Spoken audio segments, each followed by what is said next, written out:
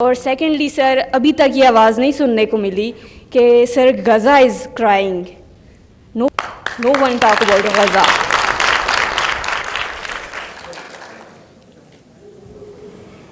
Everyone is talking about Gaza, everyone is talking about the atrocities of Israel. On World Children's Day, I declared Gaza as a place where the Holocaust for children has occurred. The problem is people don't listen. آپ میں سے کسی کو پتہ ہے کہ میں نے اس کو ڈکلیئر کرایا تھا؟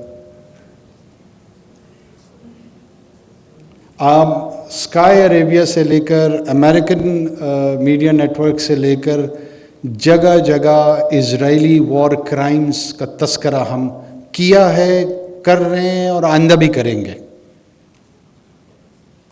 اسرائیل از این اپریسر. وہ جس انداز میں، جس بروٹل انداز میں طاقت کا استعمال کر رہا ہے، وہ انسانی تاریخ میں اس کے شاذ و نادر مواقع نظر آتے ہیں. میں نے 3 مرتبہ کہا ہے کہ 2 ہی ایسے تاریخی موقع ہیں جہاں پر بچوں کا قتل ہوا ہے. ایک سیدنا موسیٰ علیہ السلام کی پیدائش سے قبل جو فرعون نے اعلان کیا، اور اب نتنیاہو کر رہا ہے. اور بدقسمتی یہ ہے کہ جو لوگ یہ دعویٰ کر رہے ہیں کہ وہ شریعت موسوی پہ عمل پیرا ہیں، وہ فرعون کے فٹ سٹیپس پہ چل رہے ہیں. کسی نے سنی ہے یہ بات؟ کس نے آپ کو کہا ہے کہ غزہ پہ لوگ نہیں بول رہے ہیں؟ کون سا ایسا انسان اور مسلمان ہوگا جس کا ضمیر غزہ کے ظلم و بربریت سے جھنجھوڑا نہیں جا رہا؟ کیوں لوگ یہ سمجھتے ہیں کہ حکومت میں بیٹھ کے لوگ بے حس ہو جائے؟ کوئی اس طرح بے حس نہیں ہوتا. اب اس کو کس حد تک اس کی مخالفت میں جانا ہے، نہیں جانا ہے، کتنا کردار ادا کرنا ہے. پاکستان میں جو ہی یہ ہوا، آرمی چیف نے مجھے کال کی، انہوں نے کہا کہ میں فیلڈ ہاسپٹل رفح میں بھیج رہا ہوں ٹو کیٹر فار دا انجرڈس. کسی کو پتہ ہے کہ یہ ہم نے بھیجی ہے؟ جو لوگ تھے ان کے لیے پاکستان کی امداد بہت میاگرے کم ہے، لیکن اسے ہم نے ڈبل کر دی. ایسا نہیں ہے میرا بیٹا کہ لوگ جو ہیں وہ سمجھتے ہیں کہ ان کے تو جذبات ہیں اور حکومت جو ہے نا وہ جذبات سے آ رہی ہے. ایسا نہیں ہوتا. منصب کا، حکومتوں کا تقاضا یہ ہوتا ہے کہ وہ بڑے میجرڈ انداز میں بات بھی کرتے ہیں اور میجرڈ انداز میں کردار بھی ادا کرتے ہیں، کیونکہ اس کی امپلیکیشنز ہوتی ہیں. غزہ، فلسطینی شہید ہمارے دلوں کے اتنے ہی قریب ہیں جتنا یہاں ہال میں بیٹھے ہوئے یا 1.5 ارب مسلمان یا 8 ارب انسان. یہ ایک انسانی المیہ ہے. بجائے اس کے کہ ہم ایک دوسرے کے گریبانوں میں ہاتھ ڈالیں، اصل توجہ مرکوز رکھنی چاہیے کہ یہ جو اسرائیلی بھیڑیا نتنیاہو ہے اس کے ہاتھ کیسے روکے جائیں.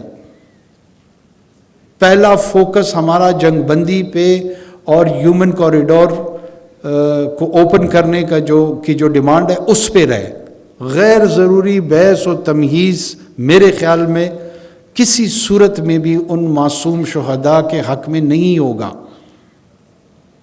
تو غزہ ہمارے دل کے قریب ہے، ہمارے دماغ کے قریب ہے، ہماری روح کے قریب ہے، اور ہم ان شہداء کے سامنے بسا اوقات شرمندہ ہیں کہ جتنا کرنا چاہیے اتنا ہم نہیں کر پا رہے ہیں.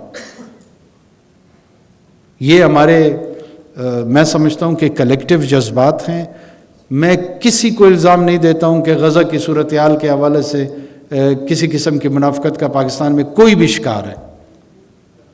ہر آدمی جینوئنلی پیلسٹینینز کے لیے سوچتا ہے اور اس کی جینوئن کمٹمنٹ ہے. بچہ، بوڑھا، جوان، عورت، مرد، کوئی بھی ہو، کوئی تمیز نہیں ہے. ہم اس ظلم اور بربریت پہ لعنت بیچتے ہیں. اسرائیل نے ایک ہی چیز کمائی ہے اور وہ ہے نفرت. جتنا وہ طاقت کا استعمال کرتا ہے اتنا ہی اپنے حصے کی نفرت بڑھا رہا ہے.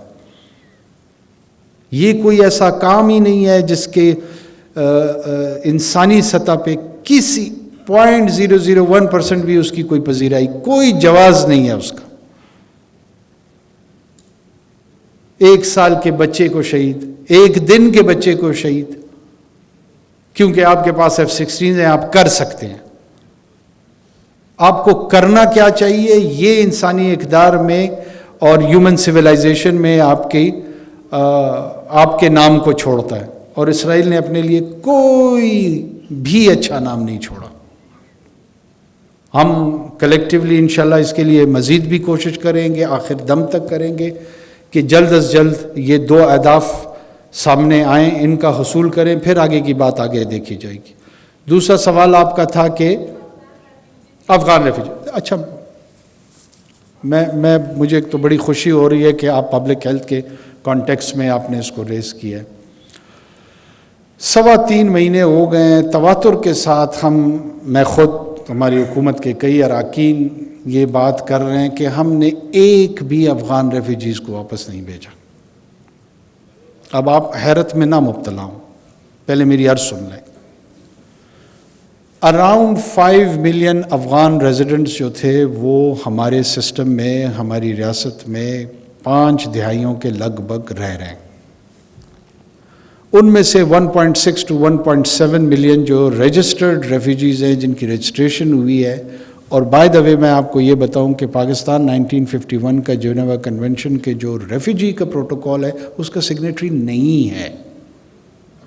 ہم نے ایک ٹرائی پیٹریٹ ارینجمنٹ کے تحت UNHCR کے ساتھ اگری کیا اور یہ رجسٹر ہوئے اور ان کو رجسٹریشن ملی اور یہ 50 سالوں سے رہ رہے ہیں. ان میں سے ایک آدمی کو بھی واپس نہیں بھیجا گیا.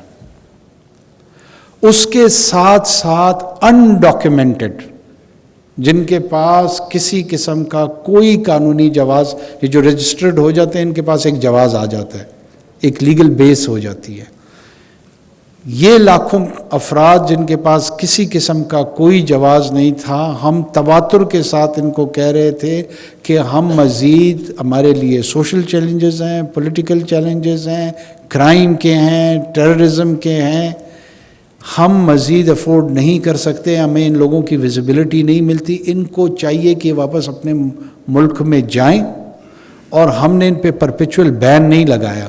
وہاں جائیں، اپنے پاسپورٹس ایشو کریں، ہمارے مشن میں ویزا لیں، جس مقصد کے لیے آنا چاہتے ہیں واپس آ جائیں. ہم نے ان پہ کوئی تا قیامت پابندی نہیں عائد کی ہوئی. یہ ہر ریاست کی جو پرائم رسپانسبلٹی ہے نا، میں نے جو پبلک ہیلتھ پہ ریسورس انویسٹ کرنا ہے وہ میں نے اس بچے کے جواب میں کرنا ہے کہ میرے $6 ارب ہیں اور $4 ارب اس میں سے لگے ہیں، $2 ارب کا ہے. اس کا جواب میں اس کو دوں یا اس افغان اللیگل ایلین کو دوں؟ حساب تو یہ مجھ سے مانگتا ہے. وہ تو کنٹریبیوٹ ہی نہیں کر رہا، اس کا تو مسئلہ نہیں ہے. لیکن اس میں سے جو $5 ہے نا، ان $2 ارب مسنگ میں، وہ اس کے پبلک ہیلتھ کے، ایجوکیشن کے زمرے میں انویسٹ ہو رہے ہیں. اور میں جو مظفر آباد، کوئٹہ، لاہور، کراچی کے پبلک ہیلتھ کے ایشوز ہیں بچوں کے، ان پہ پیسے نہیں لگا پا رہا ہوں.